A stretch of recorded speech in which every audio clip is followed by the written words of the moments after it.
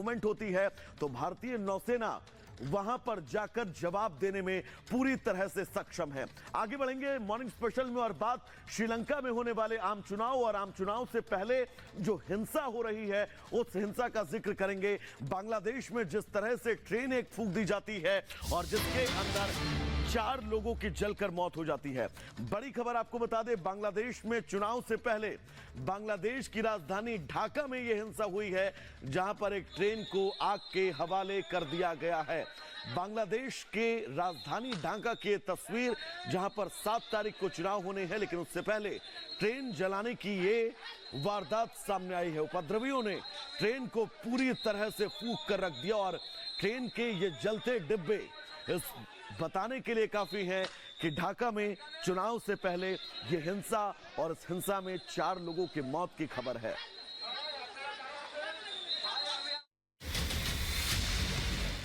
बांग्लादेश में चुनाव से पहले हिंसा भड़क गई है। राजधानी ढाका के गोपीबाग इलाके में एक ट्रेन में उपद्रवियों ने आग लगा दी। भारत की सीमा से सटे इस शहर बेनापोल से चलने वाली एक्सप्रेस ट्रेन में आगजनी से कई लोगों की मौत हो गई है, जबकि झुलसने से ट्रेन में सवार कुछ लोग घायल बताए जा रहे हैं।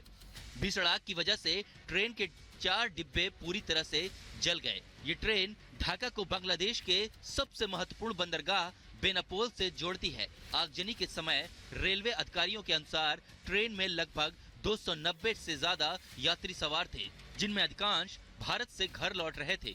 बांग्लादेश में 7 जनवरी को चुनाव होने वाले हैं।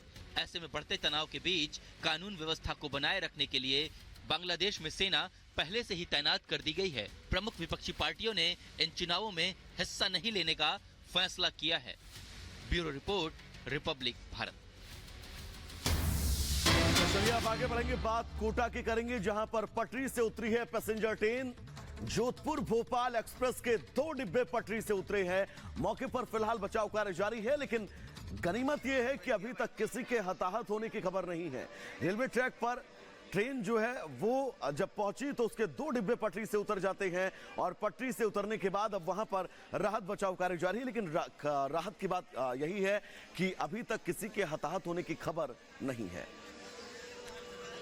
आगे बढ़ेंगे और बात रूस यूक्रेन की करेंगे। दरअसल रूस और यूक्रेन और इजराइल हमास के बीच जंग थम नहीं रही है। अब एशिया में युद्ध की ज्वाला और तेजी से भड़क रही है। उत्तर कोरिया और दक्षिण कोरिया के बीच जंग के हालात बन रहे हैं। किम जोंग उन ने दक्षिण कोरिया को उकसाने के लिए गोलीबारी की है, जिसके बाद हालात अब और ज्यादा तनावपूर्ण हो चले हैं। रिपोर्ट आपको दिखाते हैं।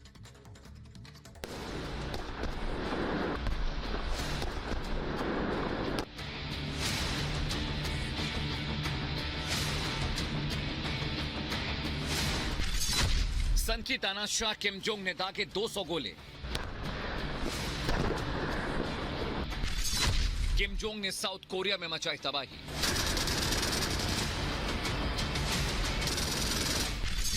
क्या नॉर्थ और साउथ कोरिया के बीच जंग होगी?